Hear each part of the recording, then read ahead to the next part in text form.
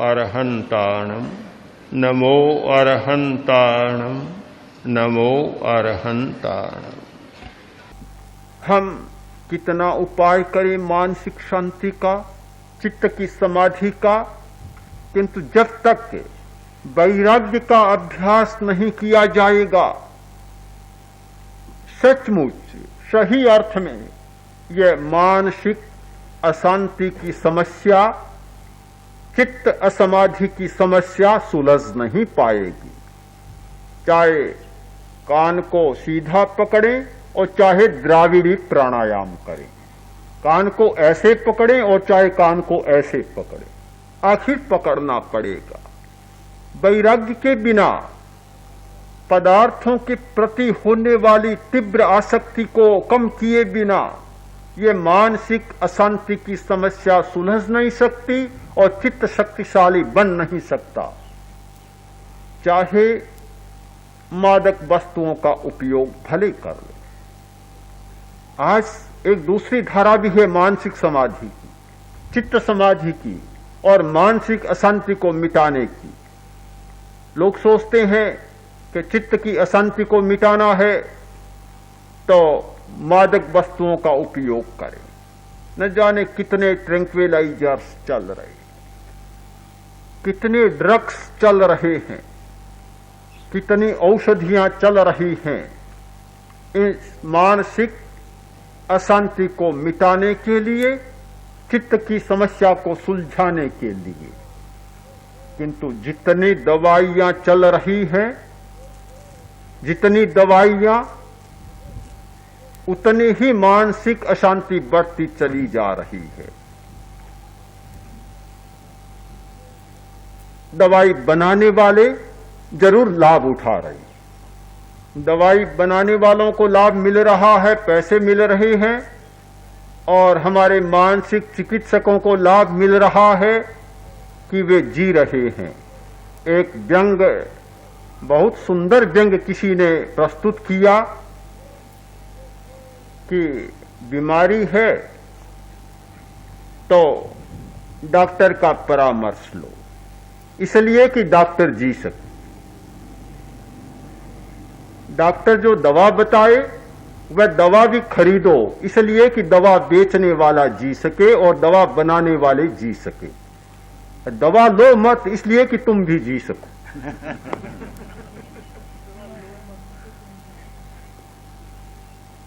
समझता हूं कि आज डॉक्टर भी जी रहा है, दवाई बनाने वाली कंपनियां भी जी रही हैं, और दवाई बेचने वाले स्टोर के मालिक भी जी रहे हैं। किंतु कठिनाई यह है, आदमी मर रहा है क्योंकि वह दवा ले रहा है। तीन सूत्र तो ठीक बराबर चल रहे हैं, किंतु आदमी दवा ले रहा है, इतनी दवा ले रहा है, ये पागलपन को और बढ़ाने वाली दवा ले रहा है। मानसिक शांति के लिए, चित्त की समाधि के लिए आज न जाने कितनी दवाइयां चल पड़ी है, पर दवाइयां लेते हैं वह बात बनती नहीं, समाधि नहीं मिलती, शांति नहीं मिलती, शांति नहीं मिलती। मादक वस्तु का काम है एक बार विस्मृति ला देना, भुलावे में डाल देना, मूर्छित कर देना, और जो हमारे संवेदन केंद्र हैं, जो अशांति का अनुभव करते हैं, उन संवेदन केंद्रों को निष्क्रिय कर देना। यह कोई समस्या का स्थायी समाधान नहीं है, यह समस्या का कोई वास्तविक हल नहीं है।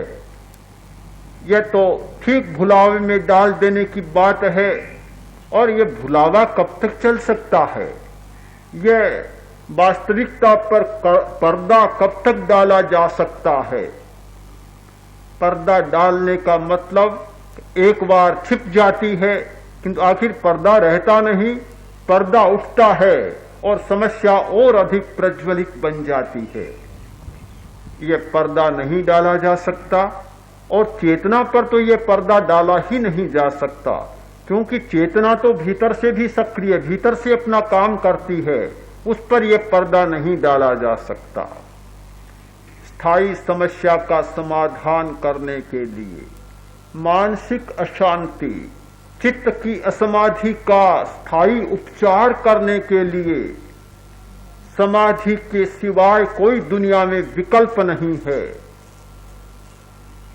और वैराग्य को जगाए बिना, पदार्थ के प्रति होने वाले आकर्षण को कम किए बिना, आकर्षण की दिशा को बदले के बिना, चैतन्य के प्रति आकर्षण पैदा किए बिना इस मानसिक अशांति का कोई स्थायी समाधान दुनिया में नहीं हो सकता। चाहे स्वयं भगवान भी आकर दवाई देने लग जाए तो भी वह असफल होगा, सफल नहीं हो सकता। स्वयं अश्विनी कुमार आकर, जो इंद्र के वैद्य कहलाते हैं, स्वर्ग के वैद्य कहलाते हैं, वे अश्विनी कुमार आकर भी मनुष्यों को दवा देने लग जाएं तो इन दवाओं के बल पर, मादक द्रव्यों के बल पर, LSD के बल पर इस मानसिक अशांति को नहीं मिटाया जा सकता। प्रश्न चेतना का है, पदार्थ का नहीं, चेतना का है। चेतना की अशांति को चेतना के जागरण के द्वारा ही मिटाया जा सकता है, और चेतना का जागरण वैराग्य से ही शुरू होता है। हमने जब वैराग्य का अभ्यास नहीं किया, राग की मात्रा को थोड़ा बहुत भी कम नहीं किया, तो ये चैतन्य का जागरण नहीं हो सकता। चैतन्य जागरण का पहला बिंदु वैराग्य, और जब वैराग्य जीवन में घटित होता है तो साम्य अपने आप घटित हो जाता है, समता अपने आप घटित होती है। हमारे अभ्यास क्रम में, समाधि के अभ्यास क्रम में पहला सूत्र है वैराग्य, और वैराग्य के बाद दूसरा सूत्र है समता, सामायिक। जिस व्यक्ति ने वैराग्य की साधना नहीं की, वह सामायिक की साधना नहीं कर सकता। सामायिक कितना बड़ा व्रत है, सामायिक कितना बड़ा महाव्रत है। क्या वैराग्य के बिना सामायिक की साधना की जा सकती है? वेश बदल लिया, सामायिक की मुद्रा में बैठ गए, एक संकल्प ले लिया और सामायिक हो गया। यदि इतने मात्र से ही सामायिक होता तो फिर शायद बहुरूपिया तो न जाने क्या क्या कर लेता, क्या क्या कर लेता। बहुरूपी होते हैं वे तो सब वेश बनाना जानते हैं, कितना वेश बदलना जानते हैं, और बहुरूपिया जितना अच्छा वेश बना सकता है, जितनी अच्छी मुद्रा बना सकता है, हर आदमी तो उतनी अच्छी मुद्रा भी नहीं बनाना जानता और उतना अच्छा वेश बनाना भी नहीं जानता। किंतु जो बहुरूपीय भी होते हैं वे भी वेश की मर्यादा को जानते हैं, मर्यादा को जानते हैं। वे भी वेश की मर्यादा का अतिक्रमण नहीं करते, सीमा का अतिक्रमण नहीं करते।